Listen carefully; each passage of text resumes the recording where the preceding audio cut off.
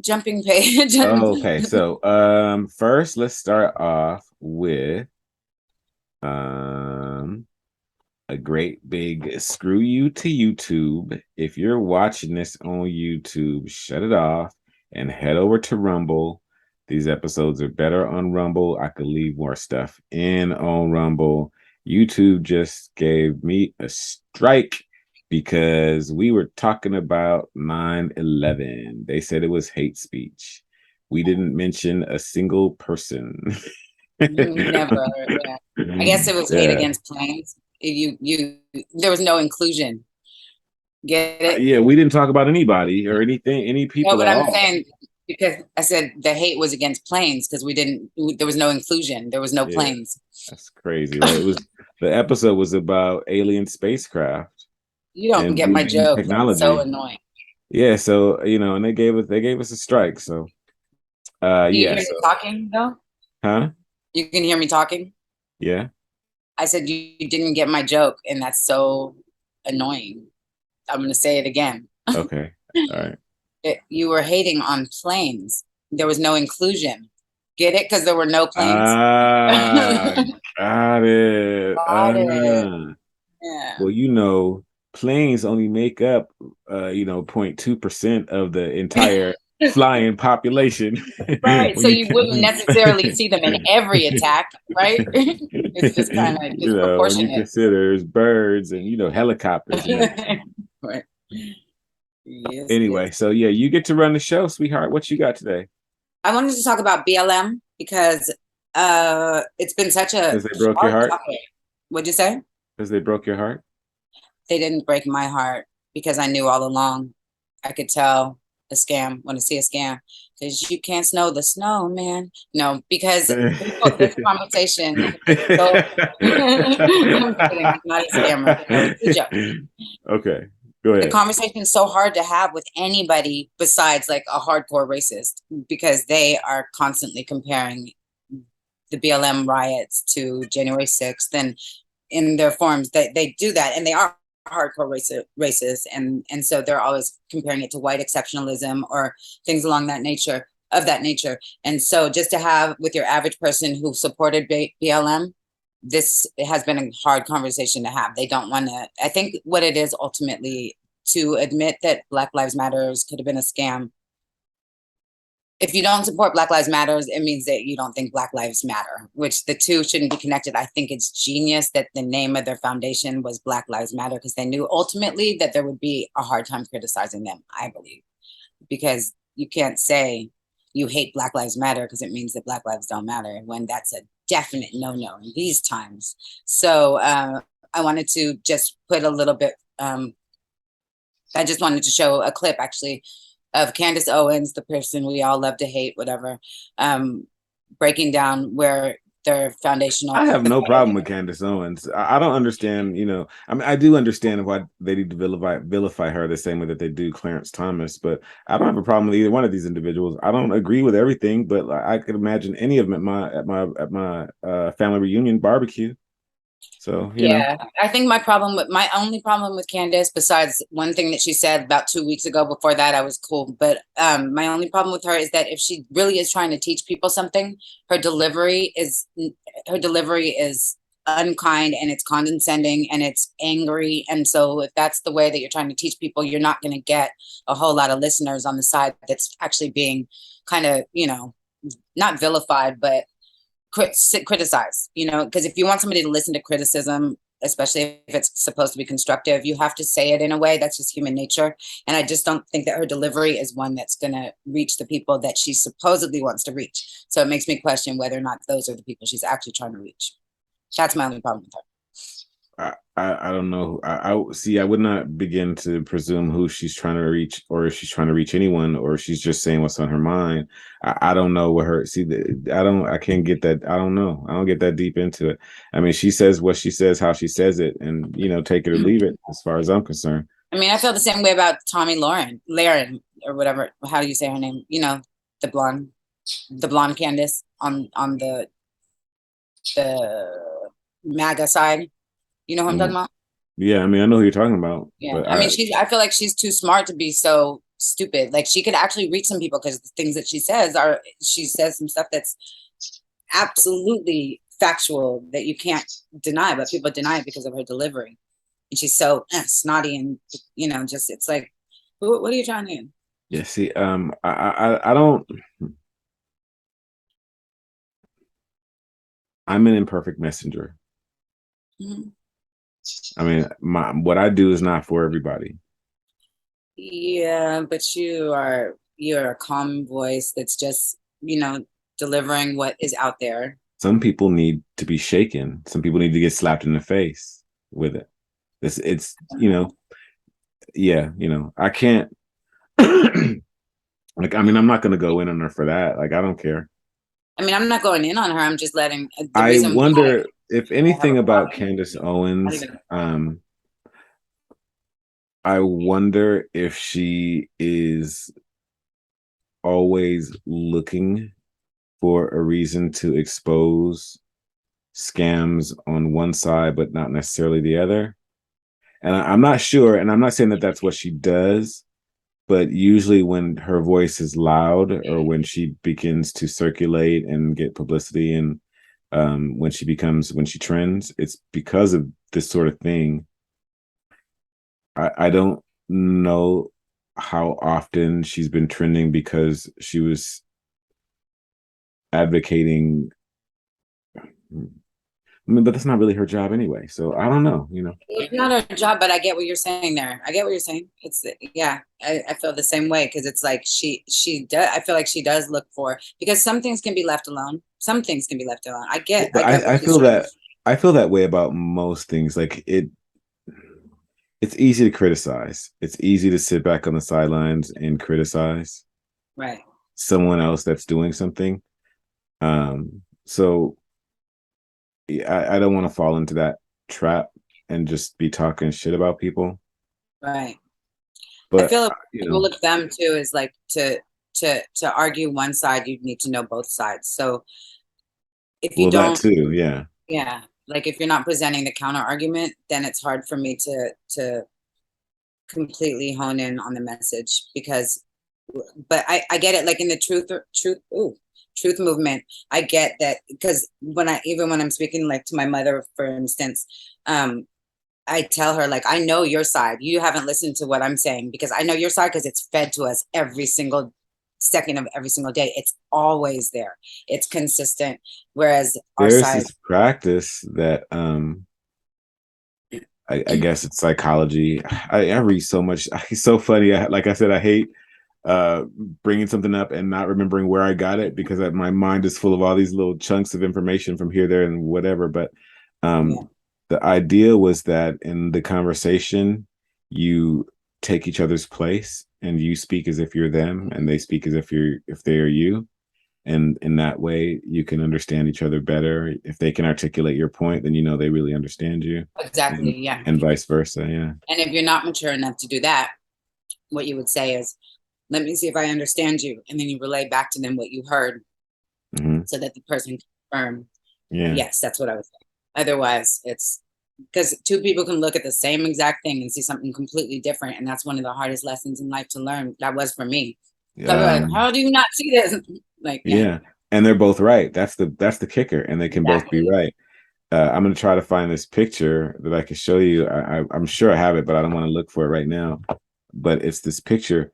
I read a book. Okay, so a lot of books influence a lot of people in a lot of different ways, right? So I read a book about 20 years ago, I guess, and for me, it just changed everything. And it's called The Mm. 7 Habits of Highly Effective People Oh yeah. by an author named Stephen Covey, right?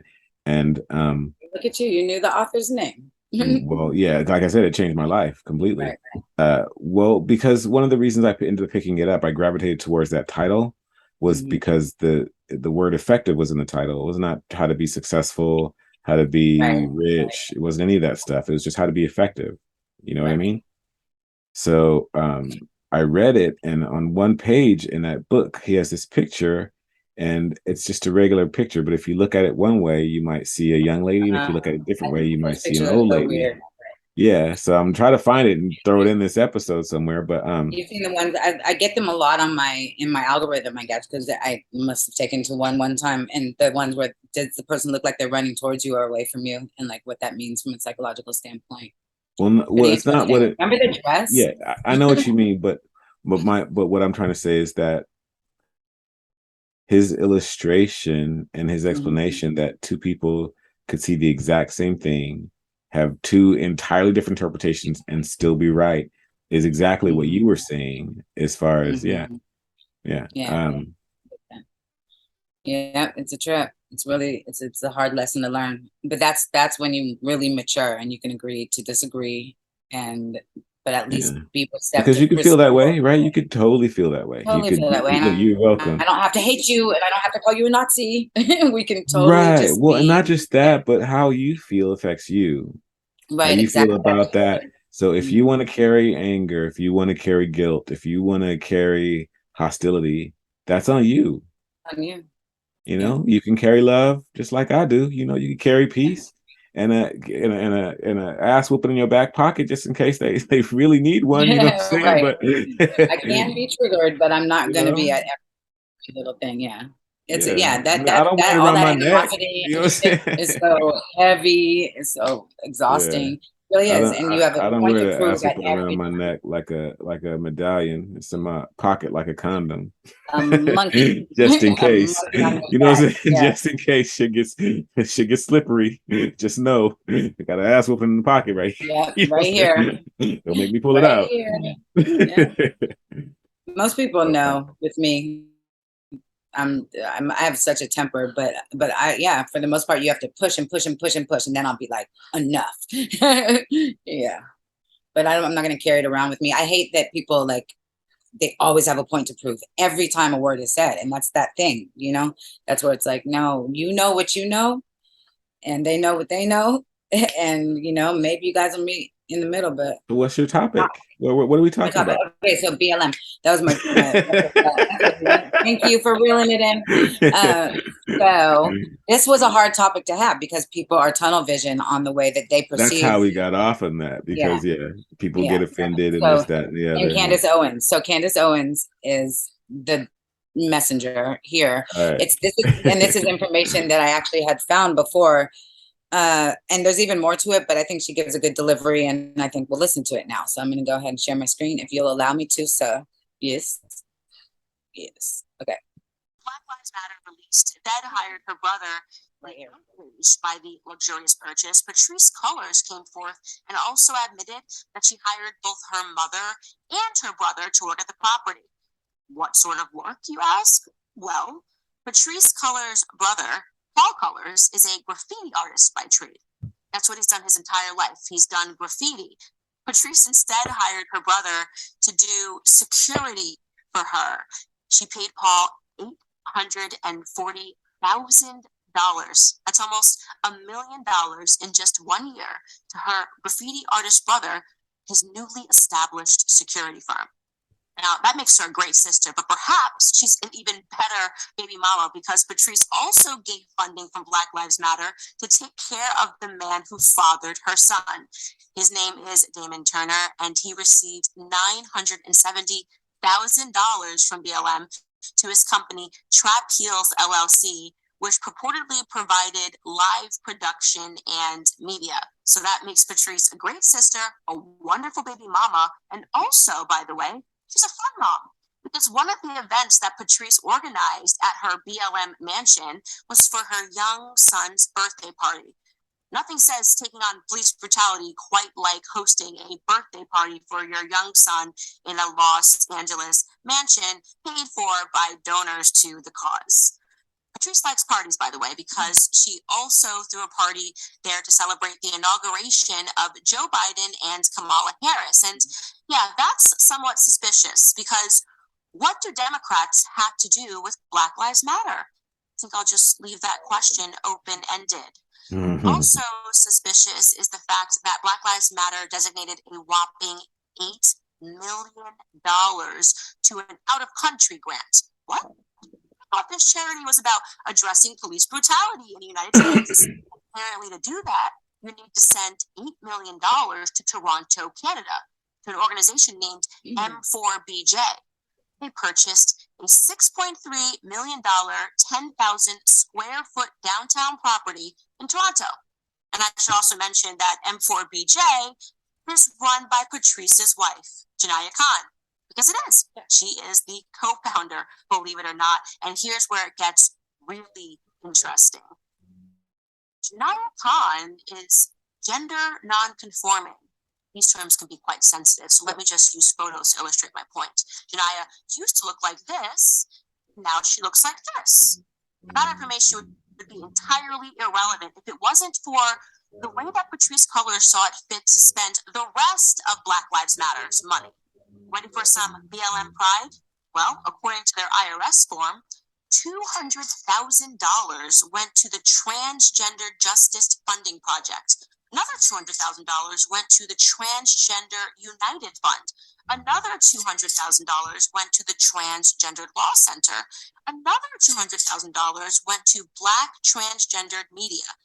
Another $200,000 went to the Transgendered Variant and Intersex Justice Project.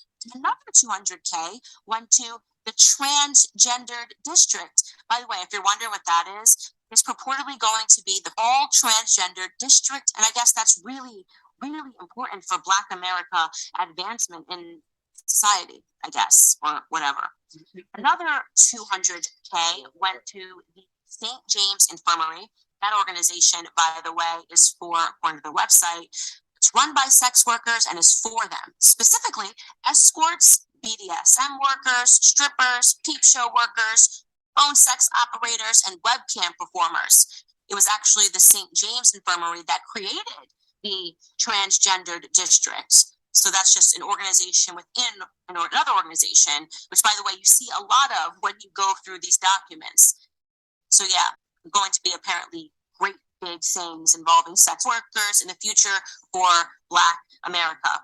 In continuation, the Center for Halstead received $200,000 from Black Lives Matter. They are Chicago's community center dedicated to securing the health and well-being of lesbian, gay, bisexual, transgendered, and queer people of Chicago. Similarly, we have the Audre Lorde Project, which received $200,000, and according to their website, they are a lesbian, gay, bisexual, two-spirit, trans, and gender non-conforming people of color community organizing center. Yep. Another $400,000 went to Transgender Advocates Knowledgeable, Empowering, or TAPE, as it's known for short. The founder of that organization is a transgendered individual by the name of Darenicia Duncan Boyd. Darenicia is also the executive director of the Transgendered United Fund, which I mentioned earlier, which secured $200,000. So a total $600,000 of BLM money went to a transgendered woman named Darenicia Boyd, who is operating two charities. I found that piece to be very interesting. Here's Darenicia describing in a 2020 interview how they were able to use that money that was received to the organization to purchase more real estate. We don't have to listen to that part. Oh, I can't hear you. Yeah, they were doing the yard work real loud. I forgot, so I turned the mic off. There was a lot of stuff in there that I didn't know. Oh, really? Okay. Yeah. Well, come on now. I can't know everything, but No, I know. I found this information on it was more of a right-wing influencer watch site, you know? Mm. And so I found a lot of that information. There's more that she doesn't even cover. That's crazy to me. Yeah, but I wouldn't mind that clip for the news, because there's a lot of stuff in there that I did not know. I knew a lot of it, but I just didn't realize when she just kept going and kept going. I was like, wow. Yeah, wow. And what she didn't mention, what she didn't actually detail, I should say, is that at least one or two of those organizations aren't just for the safety of trans people, but for their, what do they call it? Recreation, I would say, maybe, but they provided private planes so that they could go get, not just surgeries, but like facials and massages and go shopping and things of that nature, just to make them feel better. Which, well, if we start off at the basics with Black Lives Matter, we should establish that they have professed to be Marxist trained, a Marxist organization, and they said that pretty much from the beginning. I also think that it might, I think of a lot of things. The first thing I think is that we actually do have an ideological frame. Myself and Alicia in particular are trained organizers. We are trained Marxists. We are super versed on sort of ideological theories. And I think that what we really try to do is build a movement that could be utilized by many, many Black folk. They didn't sugarcoat. That's not what I'm trying to say. What I'm trying to say is initially that was not a big deal for them to say, but as they began growing in popularity, it became a fact that they tried to hide a little bit more. So it wasn't as hush. Mm-hmm. So it's distracting me. Like that's what my cat was doing too. That's why I had to get up and let him in. Like, what are you doing? Like, what do you want? You sitting right here. Like, what do you want? I forgot what I was saying. That's what I'm saying. She was distracting me. I'm sorry. You were saying at the beginning it wasn't very important for them to make that point, the Marxist point, but as yeah, and then it became a little more hidden, but they definitely said it, and it is what it is. I think I also showed how when you go to BLM, it goes to Act Blue, and Act Blue is going direct to Democrat candidates, right? So these are things that you and people, you and me knew way back then. Mm-hmm. But a lot of people didn't know. And, I just want to point out the way that you said that was very straightforward. And that's the thing that people, in my opinion, that people can relate. I mean, they can hear and they can understand when you say, because what in the world do Democrats have to do with Black Lives Matter? That's what I'm talking about, her delivery. Like, it's like, you're to each their own. But if she's trying, my advice to be, if it was to a friend, if you're trying to reach a certain people, you may want to soften your delivery because it's hard to hear you that way. Is all I was saying. Just want to make that point. I think that some people, I don't know. I hear what you're saying, but for me, I would have to be like, what are you trying to do? I would be going to Candace and I would say, well, what is it that you're trying to do? What is it that you're trying to do? Because if maybe you're doing exactly what you're trying to do. Maybe that's what, if you're getting the response that you want, good. Yeah. And good for you. More power to you. Yeah, exactly. So I don't know what she's trying to do. Right. That's why I'm saying if it's funny when we talk sometimes because I'm so loath to step into somebody else's skin and be critical in that way unless I have documented some sort of something. Like Klaus Schwab, I don't mind saying that he's the bad guy. Right. But I got him on tape talking about the fourth industrial revolution is going to combine our biology with our DNA our DNA with technology with. But why does that make him the bad guy? Because you don't agree with it? Exactly. Oh, okay. Yeah. See, but if you listen to what I said if she's trying to reach a certain people, this is the advice I would have for her. I'm not saying that her entire delivery. I know. And that's also my point because we have to say if because we don't know. We don't know. But with Klaus, we know what she needs to do. Like with Klaus, we know because he said it, and his homie says it all the time. What's Novari or something? I forget what his name is. That one dude, the one that's like, oh, you think that's you have free? They think they have free will and that guy, souls, the young guy, right? Dude, he's out of line in my opinion. But this is the thing, you do know, and you probably can see that a lot of the people, especially like activists and people moving policies forward, they actually think they're doing good work. They think that they're doing good because they're not connected to the people on the ground floor that are saying, that's not what the fuck we want. Like that's not what we want. Because the mind, like I said, that's why that's one of the reasons why I can't do it, because the mind fuck is so deep. They Right. start off like, look, look, look. Shoes keep you from grounding to the earth. You said Jews. You can't say Jews. Shoes. No, I'm just kidding. I'm kidding. I'm kidding. That's funny. So everyone's walking around disconnected from the jump. Like they should be barefoot to the ground. Yeah, that's what we're made to be. And the megahertz, everything it's meant to disconnect and distract and divide. Absolutely. And it works to a great. And how does it not work on some? I don't know. I don't know. I don't know why. I don't know why I'm awake to see it. I don't know. I have no idea. Right. I don't know if it's a win.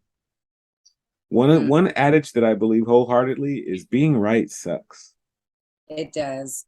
Right? But I've also being learned right that sucks. Absolutely. Think about Noah and the ark. Okay, let's break this down. Being right sucks. Noah and the ark, right? First, he says, y'all get ready. It's going to rain. And everybody's talking shit about him.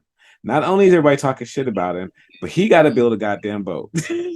Right? And nobody's going to help because you're crazy. Nobody's helping. Everybody's talking shit about him. He got to build a damn boat. Finally, it rains. Do you think he's happy? No. Now he's all by his goddamn self. Now you got to watch everybody die. Right?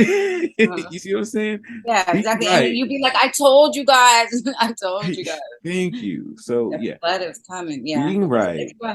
Yeah. It's awful. It sucks. I feel like we have more company now. But everybody's kind of on their own shit. What do you mean more company? In the movement. It used to be very lonely and very polarizing. I feel like there's more people that see more things now, or maybe I'm just more tolerant of the people that see less. Yeah, well, it's all of it. It's that and the other two. More people are waking up. You know, one thing I don't see people converting to Democrat. I don't see people waking up and saying, "Oh my, I just realized they were right this whole time." You know, I don't see a lot of that. Maybe I'm not looking for it. But clarify. You're saying you don't see people saying that the Democrats were right the whole time, like converting to like thank God for Joe Biden. If it hadn't been for him, you know. And you don't see a lot of people saying, "Damn, I wish I would have taken the vaccine." Oh, I don't see any of that. No, not even. I see literally none of that. There's none of that. None of us have regretted not taking it. None of us have regretted not taking it.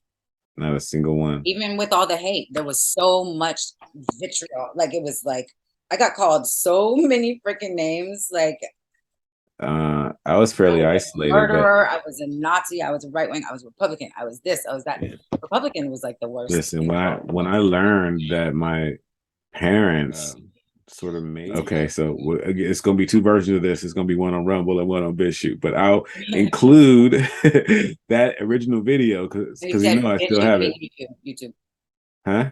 Put it on BitChute, right? You said BitChute. I mean Rumble and YouTube. Yeah. Okay. So So again, if you're on YouTube, YouTube's gonna suck because they're not gonna have all the good shit. You know, it's better than nothing, I suppose. But go ahead and click over to Rumble because I'll include it. But that sometimes you can't argue with facts. Like you can, but you're not gonna win. So there was so much documented historical data on how the government has consistently done these experiments and the deaths and the trauma and the loss of life from childbearing, you know, the what is it called when you know the word I'm looking for, sterilization, biggest program in California. There's so much documenting that you got to think to yourself, okay, well, those same people are asking me to do something right now that's medical related. You got to think. And so I was writing this whole thing out and it just got I just put it aside.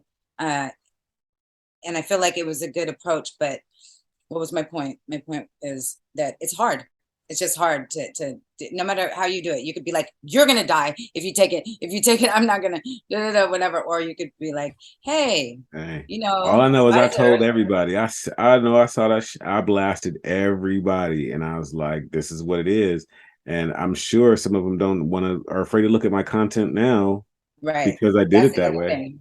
Yeah, when you're in, once you get the jab, the people who actually got it, that was it. You couldn't have a conversation after that. But prior to Well, that, I mean more so that they're afraid to look at like my news program maybe because they oh think yeah, it's going to be all about, you're going to die.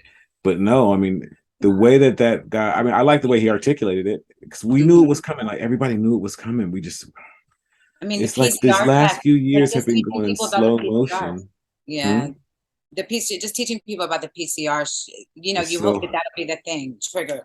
Okay, that. But what it is that people want people to be good, so they don't think that the government is doing that to them. They don't think that Pfizer is doing. They think that these are medical practitioners when they're not. They're providers. Period. well, they don't want to heal anybody. That's not their business. Their They're business is they're drug dealers. That's what they are. providers. That's why if you notice, they They are stop saying legal. call your They are doctor. legal drug dealers, period. None of their drugs work to do what they're supposed to do. And they're originators of the illegal drugs that we have on the streets right now. They are the ones who originated all of those. They are the Most ones of who them. created heroin and marketed and mass produced anything opioid related. And what else? Cocaine, amphetamines, all that they call Adderall now, but back then it was bennies, it was benzodrine or whatever, and they would give them to pilots to keep them up. Pilots at war, Well, so these are the yeah, same well, folks. they are drug dealers. They Yes, are the dude on the corner selling crack. Only they've got a monopoly on the market and they've bought the legal system so they're allowed to do it.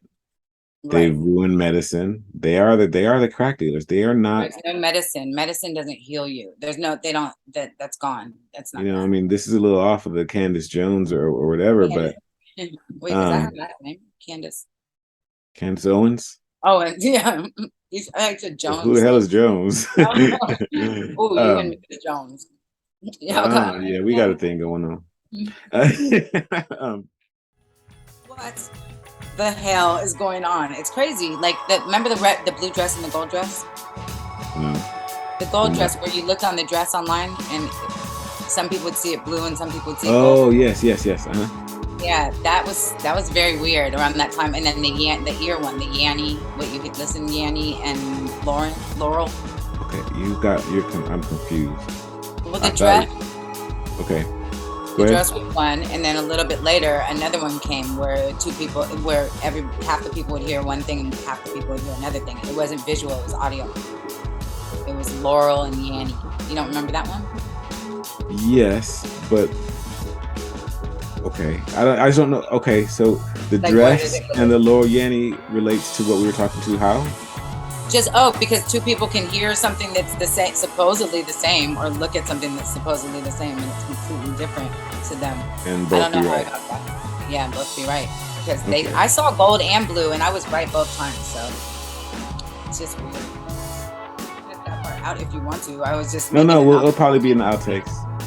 Because I'm the one that's going slow. Why don't you take year out? No, A lot of times it's me going slow because I can't keep up with you and how your mind works. So yes, because I'm a girl. A lot of times it's my fault.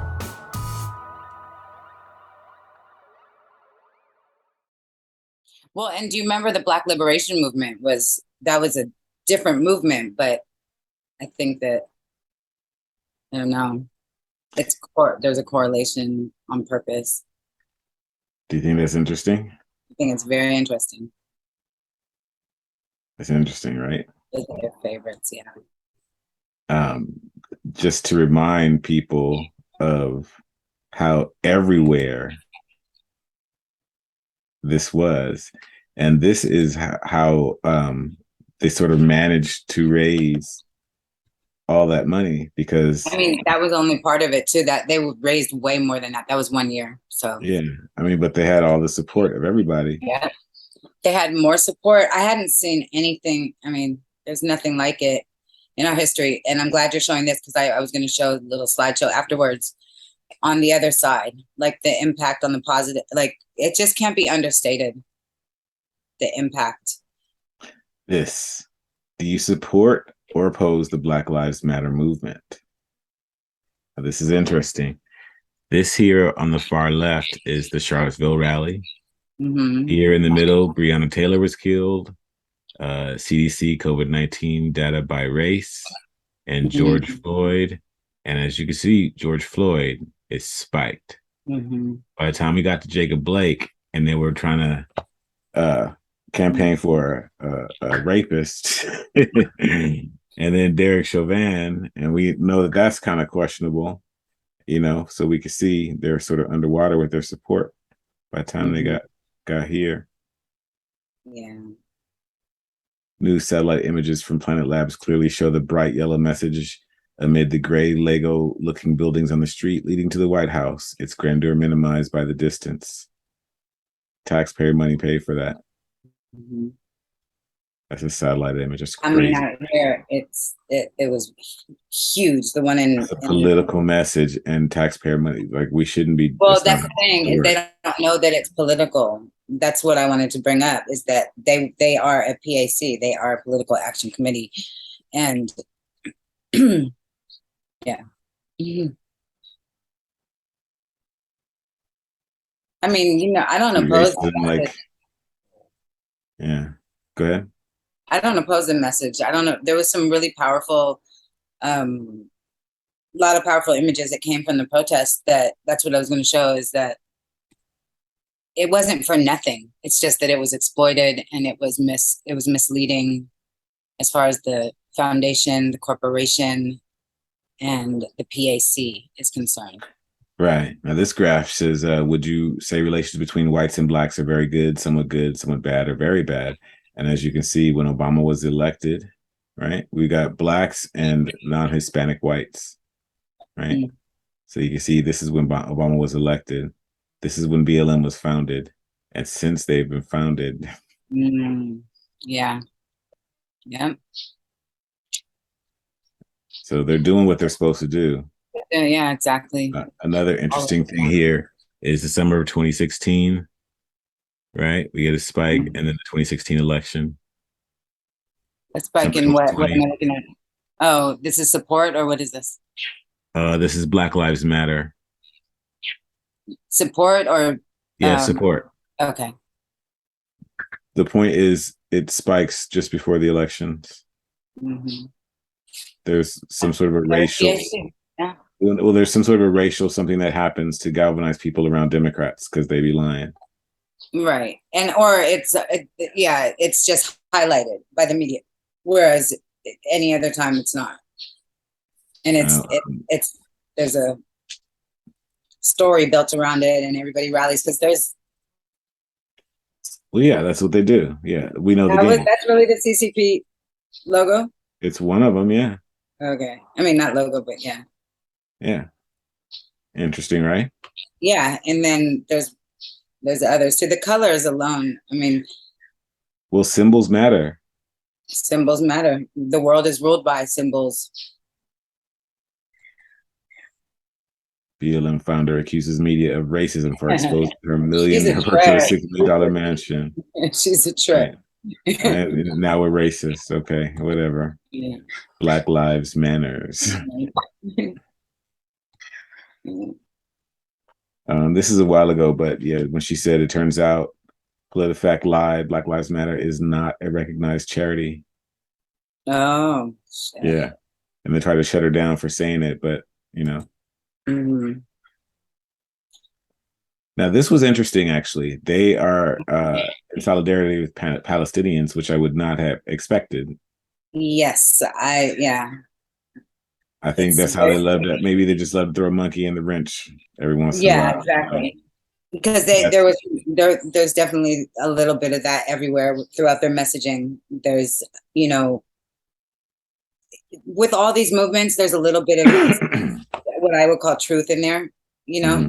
but because it's so it contrasts so much with what we're looking at and what we know is the message of the messenger. It just causes chaos, confusion. It's meant to keep you a little bit attached, I believe, because some of the stuff they say makes sense. Who? Black Lives Matter? Black Lives Matter, yeah. Palestinians.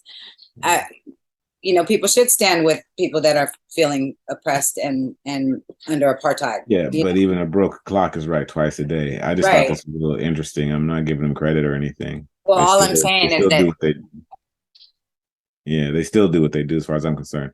Now, these are some stats. Number of people shot to death by police in the United States from 2017 to 2021 by race. Mm-hmm. And as you can see, Black people are not necessarily being shot any more than anybody else. So do you have the stats of Black people being shot by Black people? No, this is what is interesting. I mean, I guess you could take this proportionately, as in Blacks are a smaller portion of the population. So it's just proportionate. At the same time, I mean, 241 is a lot, but we're killing each other in a lot larger numbers than that. I don't have the stats that you asked for, but yeah, we're killing each other a lot more than that. Number of people shot to death by the police, by race, and same thing. Yeah, but the thing is too, and this has been my personal experience, not just what the media shows, is that Black people seemingly get killed more for less. So white people, it seems that way, but they show us what they want us to see also. Right. That's why I said my experience. Now check this out. How soon we forget. Remember on November 7th, 1983, that the May 19th Communist Organization detonated a bomb in the Senate in an attempt to kill Republicans? Mm-hmm. Susan Rosenberg was arrested for this. She was pardoned by Clinton. She's now an administrator for Black Lives Matter and does fundraising and administrative work for BLM. And there was a shift. I remember when that happened, it was because the messaging was a little bit different in the very beginning. And then there was a shift when all of their funding got transferred through, what is the name of this company again? There's a company that she's attached to. Do you know? Well, anyway, yeah. Susan Rosenberg? Mm-hmm. No, I think the important thing is that she was arrested for bombing the Senate, trying to kill Republicans, and now she's working for BLM. Right, but get my point. My point is that there was a shift when this happened. It didn't start out like that, but they got it. It just seems like it was manufactured. This is before my time. This is 1983, so I was not aware enough. Huh? Yeah, I was not paying attention to anything. There was a shift when Rosenberg came along to BLM. Oh, came on to BLM recently. Yes, in like 2017, maybe. And it shifted from how so? Their messaging was different prior to that. Prior to more people being involved, I would say. And this is in what way did it shift? Like their messaging initially was more Black centric, and it was focused on reparations and oh shit, sorry. Okay. Sorry, it's a maybe bee, might be a fly, I don't care. Whatever, anyway. Black people do stuff. Okay, so okay, so in what way did the message shift? So the messaging, okay, so they were always, it was way more Black centric. When this shift came along, when Susan Rosenberg began administering through a company, which I don't remember the name, but it's on Influence Watch if anybody wants to check it out. It became a much more focused, bigger movement that was not, so it was like what you said, Palestinians, but it was indigenous, trans, this whole thing. And it became what it is today after this point, after this bigger company came along and started administering and funneling their donations and stuff like that. I think it was like a goal of theirs, but it wasn't showing up in 2016. I'm unclear on what you're trying to say and how the message shifted. I'm unclear. The message shifted. Okay. I mean, I'll go over it later because I wanted to talk about their political aspirations. All right. Let's not forget forget his name is John Sullivan. Yeah. John Sullivan, Mr. BLM. Remember him? No. This was on January 6th. What's going on, everybody? My name is John Sullivan. I'm from Salt Lake City, Utah. My group is Insurgents USA. We fucking about to burn this shit down. Fuck this shit. Anybody out here seeing that white militia guy shoot three kids? Yeah. Fuck that guy. And I will tell you this shit is in Utah, a whole bunch of white militia came out there, formed against our group. We out there strapped. We out there ready to burn that shit down. We out there to defend our fucking selves. We gotta defend ourselves now too. We do. Because power to the people. Power to the people. Power to the people. Damn right. We got fucking rip Trump out of that office right over there. Fucking pull him out that shit. Nah, we ain't about fucking waiting until the next election. We about to go get that motherfucker. I ain't about that shit. Because you know what time it is? I want y'all to be after me. It's time for a revolution. It's time for a revolution. It's time for a revolution. Thank you guys. I appreciate y'all. Be safe. Be blessed. Yeah, actually, I believe that this was a week or a day before the January 6th. Yeah, some sort of a rally, BLM rally or something. So yeah, remember Mr. Sullivan? What happened to him? Did anything happen? I believe that he got paid for an interview and then had to get the money back. some kind of craziness. Yeah. And this is how the BLM. Let me see what it says. I want to see what it says, please. At the top, too. All right. Oh, can you go back? We're starting at the beginning. Uh-oh.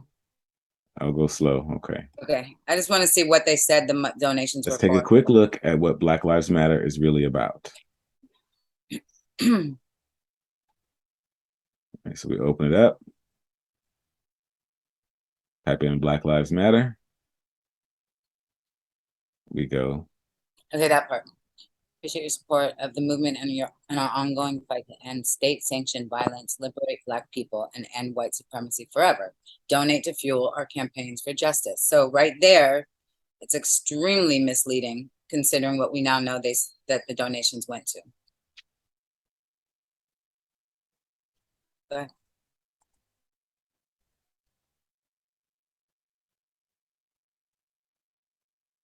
Oh, yeah.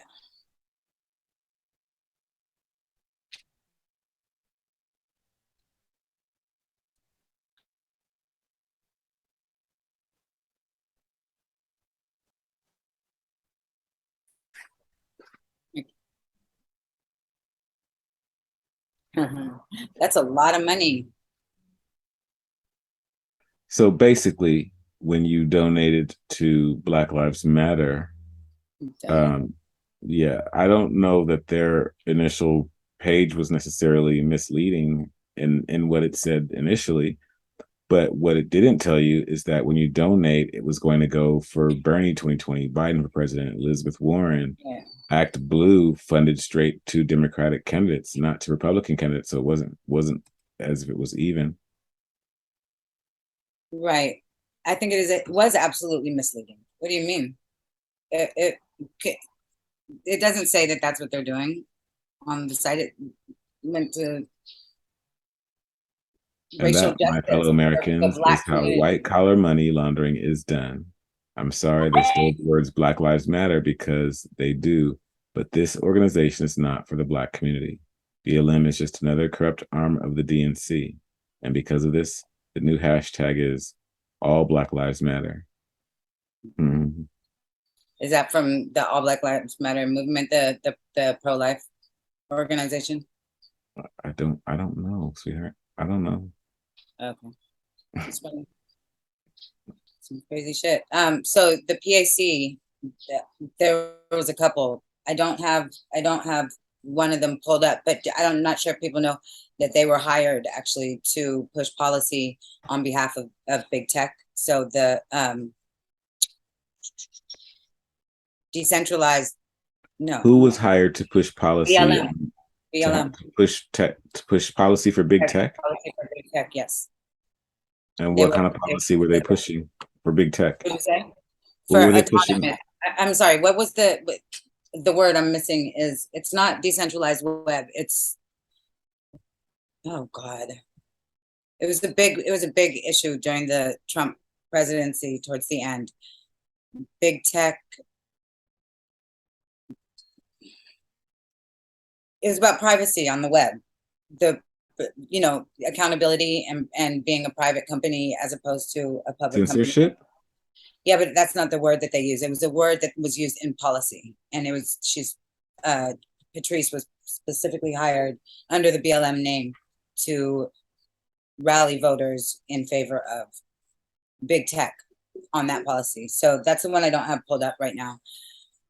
The other act, the thing is that what people are pretty much unaware of is the policies that they were pushing. For instance, the Breathe Act. I'll get the information for you if you want, but just not right this second. But the policy that they were pushing, the Breathe Act and the George Floyd, what was it, accountability and policing reform? Do you remember those policies that they were pushing? They were so out, like so. They never would have passed. Like nobody with any kind of sane comprehension of how our political process works would have put in the same bill the things that they put in what they were trying to get pushed as one bill. So there was in one bill reparations, which is like, that's in itself is such a loaded, topic, I'll say, because it's not policy, it's not a law, there's nothing even happening with that, contrary to what people may see on TV. That in itself is so huge. Of course, that's not just going to be something that passes both the House and the Senate, but beyond that, it was abolish ICE, abolish all border police. I'm trying to remember off the top of my head. I was reading through it. Like, come on, was this even ever meant to pass, or was this just some sort of signaling, or just like, because they're smart people, we know that, so there's no way they thought that was going to go. Well, I don't know if that's necessarily true, because defunding the police did catch on for a bit. Oh yeah, and I'll say this is that I looked at what they were pushing for COVID-19. There was, I think, 6 clauses 6 demands that they had. Every single one of them went through. It was every single one of them: a moratorium on rent, a relief package. What was the other one? I'll just leave those 2 examples, but every single one of them passed, and I was really confused. Like, I was like, how did they? I never saw it. I never saw that. And some of them were even passing up until like a couple months ago, when he gave out the child credit, the tax credit for mothers. That was one of their demands, one of Black Lives Matter's demands. Really weird. So they had a power position in politics, which is why it makes sense why all the politicians and corporations were streamlining donations to them instead of, there's obviously other foundations that work to better Black lives. Like there's a lot of community organizations and a lot of things, but everybody streamlined it, to and through Black Lives Matters without anybody questioning anything. It was just so that was what you did, Yeah, I tend to think that was coordinated. Mm-hmm. Exactly. That's what I'm saying. They had political power, which was. Yeah. Okay. Yeah, I mean, the way you said it sounded like it was sort of organic, but I don't think so. No, I'm not saying that at all. I'm saying they had political power, which you can tell by the way everything was streamlined by politicians to and through them and corporations. Like, there was no question. There was no everybody just sent their money to Black Lives Matters. Black Lives Matters was going to. Well, that was the messaging. Also, everybody was telling you to send it there because that's where they wanted you to send it, because the Democrats could not get elected because they weren't making enough money. So, well, look at this. They stage a race event, have you donate for the race event, and they give the money to the Democrats. Democrats have been playing people for a long time. Check this out. So, you know who the breakout star of the Rodney King riots were? Do you remember? The breakout star? Yes, it was Bill Clinton. He stood up there. It was almost identical. Like, it's almost like when I was doing research for what I was writing, he rode on him being like pro, to the anti-racist basically. And he stood in the middle of all those crowds and he said his speeches and it was very, very Joe Biden. It was almost the same playbook. And it cannot be understated how Joe Biden rode that wave straight into the White House. Like that was. Yeah, I don't think, well, that's stories for other days, but yeah, I hear you. I hear you. I did not, I'm not, okay, so how close to the Clinton election was Rodney King? It was, I have this information. I'm sorry, I don't have it at the top of my head, but if you give me a second. No, I mean, if you, yeah. It was the same year. It was the same year. And guess what? He issued the apology to the Tuskegee experiment. Airmen. Yeah, he did that in I mean, the not same the airmen, time but the syphilis experiment. The syphilis guys. Experiment. Yeah, almost in the same timeline as Joe Biden apologized for Tulsa, Oklahoma. Both of them coming. Yeah, it was very playbook. Wow. Yeah, they've been doing that same playbook for a minute. Yeah. It took a minute to catch on. I know. You know? I know, because you just fall into it, and they put enough years in between that you just kind of ride the wave into the next the current event without thinking, hey, this is familiar. But when you start seeing the shit in front of you and you're putting it together, you're like, whoa, these dots connect in a weird way. Yeah, crazy stuff. So I mean, that's all. I just wanted to say one thing on the positive side, if possible, if that's possible for anyone to take anything from it. These things don't come out of nowhere. The only reason why people are able to exploit anything is because it exists in the first place. So it's true that police were born of slave patrols. It's true that there's been disproportionate policing done on Black people, which causes the prisons to be overcrowded disproportionately with Black people. That word's been demonized. I hate even saying it, but these things are in existence in America. America has a racist history that has bled into the system, even if today people are not practicing that and they're just pretending, the media is pretending that they are. These things do exist in the systems, and they are cyclical, and they end up creating a life pattern for a whole entire group of people where they only know of poverty. We've had this conversation before. They only know one thing. And so it's that's why I find it extra fucked up that BLM took that and rode on it. Like they weaponized trauma. And I think that's like amongst, I feel the same way about the Q movement, like what they did to the Q movement. You don't weaponize something like hope. You don't weaponize something like trauma. It makes you that much more evil, in my opinion. And so I just don't want that. The foundation, why they were able to launch off of this foundation. I don't want the foundation to get lost in the sauce, so to speak. What foundation?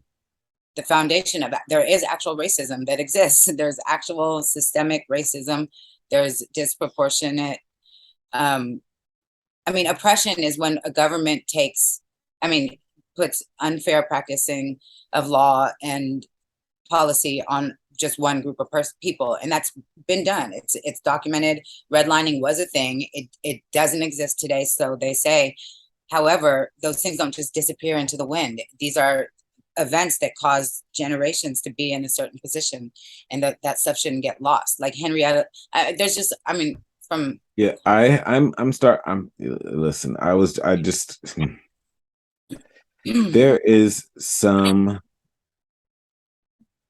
there is something to be said.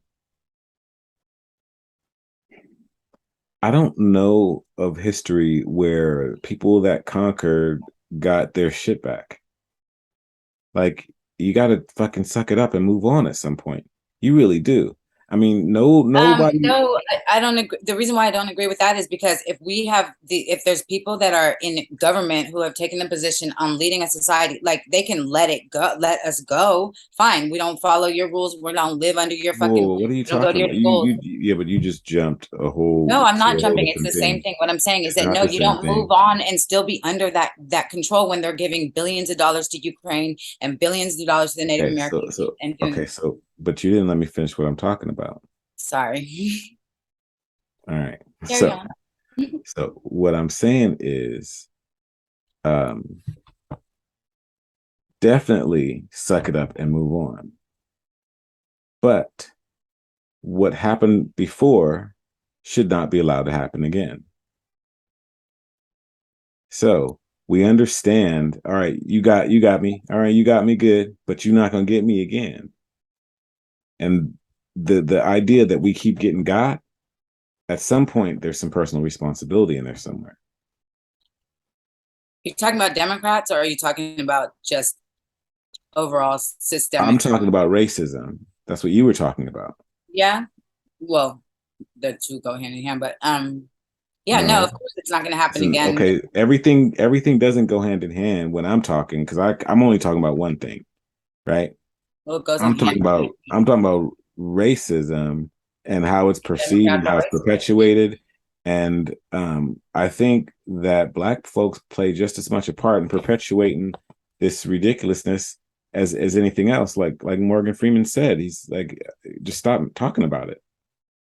Black History Month you find ridiculous. Why? You're going to relegate my history to a month? Oh, come on. What do you do with yours? Which month is White History Month? Well, come on, tell me. Well, I'm Jewish. Okay, which month is Jewish History Month? There isn't one. Oh, why not? Yeah. Do you want one? No. I don't either. I don't want a Black History Month. Black history is American history. How are we going to get rid of racism? Stop talking about it. I'm going to stop calling you a white man. Yeah. And I'm going to ask you to stop calling me a black man. I know you as Mike Wallace. You know me as Morgan Freeman. I'll stop saying that you're a black man or you're white. Yeah, but we're going to settle the debt first. Huh? As far as I'm concerned, we can stop talking about it when we start. Like, you can't pretend that shit is. It's not going to happen. It never happened. It's never happened in history. It's not. I think it's silly. Yeah. You heard. It happens on individual court cases, maybe, but I don't see. I mean, the closest we got to that, I think, were Native Americans being able to have tribal land or whatever. But the closest we got to. Have you ever read that how much they are given, how much land, and how much money is given? So that's not every single other group has gotten that. So no, I don't know. I find that to be so racist in itself, personally. But even that, I think, comes with a lot of strings and psychologically fucked up. I think even that, what they do with Native Americans is really convoluted and comes with a lot of. I don't think 1 million acres of land is like something that I would frown upon if that was given to an entire community of people. Listen, I'm saying if that is something. Listen. That I'll say it like this: that is never going to happen. What is never going to happen? Any sort of reparations or any sort of restitution or anything, it's not going to happen while Black folks are more worried about basketball games and tennis shoes and hip hop music. Well, why Democrats keep giving us Hip Hop Appreciation Day and Hip Hop Appreciation Month and calling us kooky for not wanting to vote for them, and people keep allowing that to continue. Okay, so, listen, but I hear you, but I'm an advocate for personal responsibility, much in the same way that our parents, they let JFK get killed and just let that shit ride, just let it slide and put us in the same motherfucking system, right? Mm-hmm. Which allows the system to be able to do it again. But had they said no, no, I don't believe the Warren Commission, no, we're gonna burn this motherfucker down until you figure out who the fuck did this shit and hang. You understand what I'm saying? Mm-hmm. There comes a point when we have to say no. And as long as they've got us scattered through the wind, I know, but listen. But as long as they got us scattered in the wind like this, it's for me, that idea is just completely unreasonable. Right. But you have to be we have to be unified as a people to go to them as a people and say, we as a people want some land. Absolutely. We're the only group that doesn't. That's why we like for instance, the Stop Asian Hate thing. I'm sorry, I don't remember the name. AAP, Stop AAPI Hate. They were so organized. They went straight through to policy. They got all their money in. They went to all their, to all their foundations that were scattered. They have Chinatown, Japantown, Koreatown, all of those places were hit with donations. Reminds me of this Ice Cube song, and it kind of lends itself to what you were talking about. And I can't remember the name of the song, but it was back when Ice Cube used to go hard. And he was talking about the black families and slavery and how they split them up. And to this, I remember this one line. To this day, black folks still can't stick together because of how they broke us up back in those days. That's very true. Yeah. And the thing is, like, that's exactly what I'm talking about. There has to be some sort of healing that happens, and I don't know how we can get together. Yeah, but at the same time, we we're sitting here and we're talking about it, so we know what happened. Mm-hmm. I want to give you more examples of that, though. There's more examples of that. They say that the reason why we nod like that, like when we say "What's up," it's because we weren't allowed to talk in the presence of white people. So when we see a black person, it's just like this, There's oh God, this one's really gross. But because there was breeding of slaves before they would allow. I'm sorry, there was breeding when they disallowed the slave trade and they just continued slavery. They would breed, they would even have sons have sex with their mothers and things like that, of that nature, which is why there's such a disconnect with, well, the breeding in itself is why there's disconnect with the baby's mother, it's not a family unit. I hear you, but, and I hear you. And that's one of those sort of stories that's like really sick and disgusting and emotional that I just don't know. I don't believe it. I don't know if I believe that story much. You see the numbers, though. You can see the numbers and see there's no way that many people multiplied from. Well, you're going to have to show me something on that. Because isn't there some genetic defect that could happen that way or some shit? Like it just doesn't make sense. You don't think there's genetic defects? And and the mom would have to be old by the time the son was able to. Slave women were having babies when they were 12, 13, 14 years old. That's not it. But if you're talking about the sick bastards that breed slaves to kill them and to rape them and all that shit's still going on today. They got baby farms today. Yes, they do. But and I'll support their fight against whatever they want to take up with their governments. I support that, but that's not what I'm talking about. Okay, I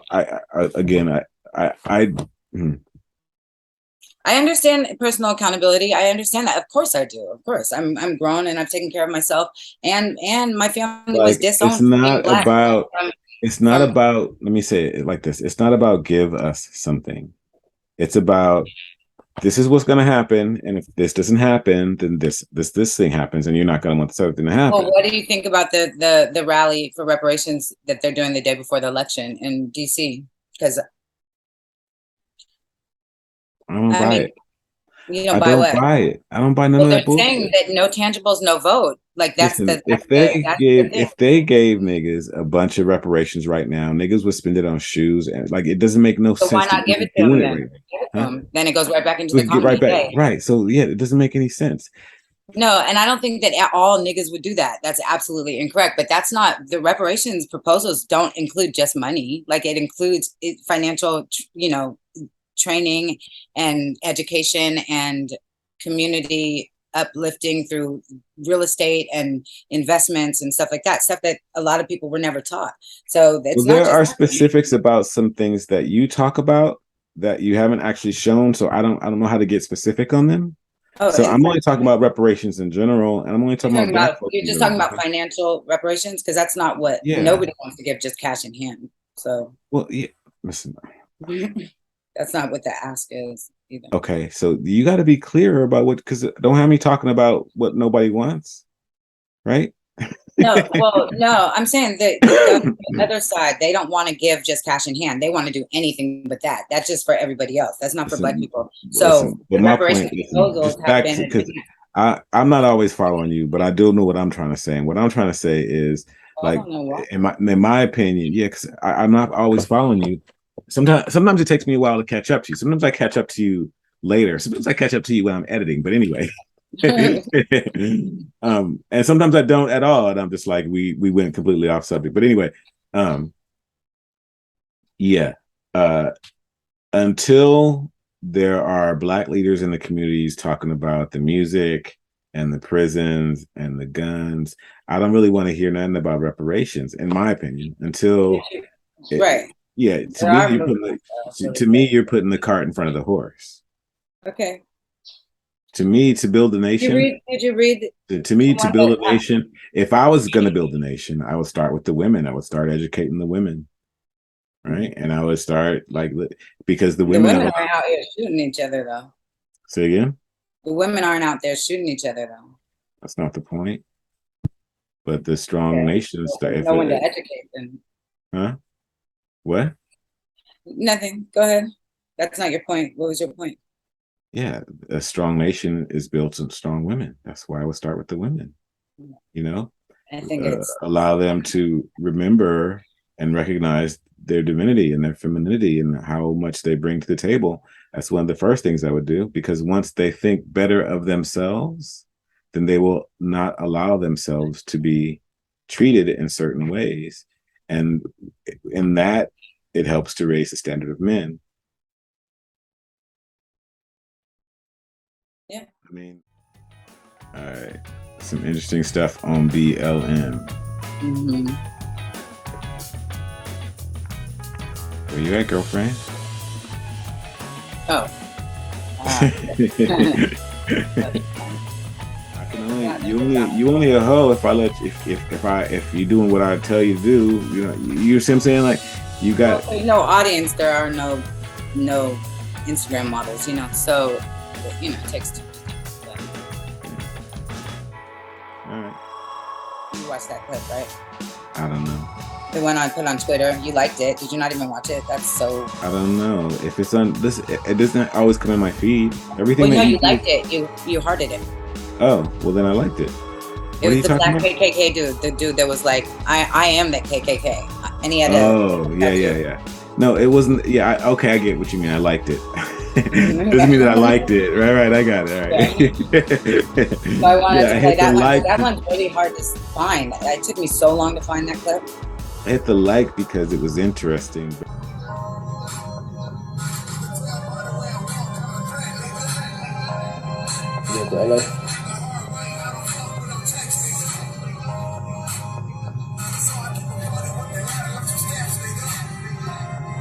We are the KKK.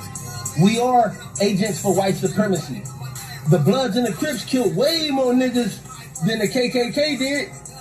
I got a gun right now in California. I ain't looking for no white boys. I'm looking for niggas out here, looking for my own homies out here. That's who the fuck I got a gun for.